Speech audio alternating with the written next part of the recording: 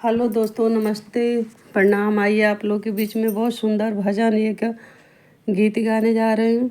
हमर गुबर संगे जाई भी हो माई, हमर गुबर संगे होत सवेरे राम दतुआनी मांगे, होत सवेरे राम दतुआनी मांगे।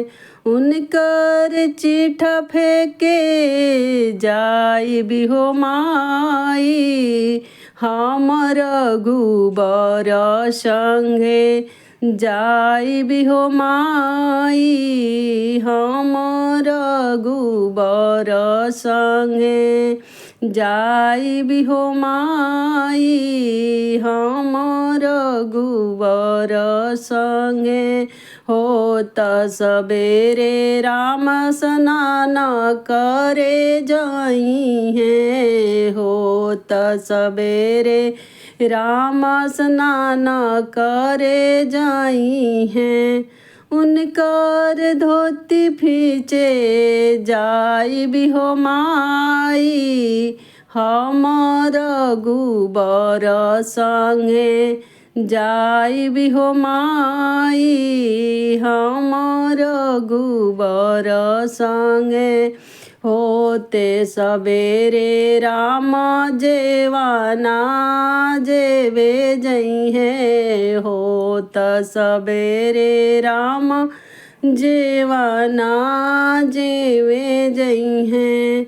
उनकर थाली माजे जाई भी हो माई, हमर गुबर संगे जाई भी हो माई, हमर गुबर संगे उनकर थाली माजे जाई भी हो माई, हमर गुबर संगे जाई भी हो माई, हमर गुबर संगे होत शाम राम से जिया सोने जाई हैं, होत ही संझा राम से जिया सोवे जाई हैं।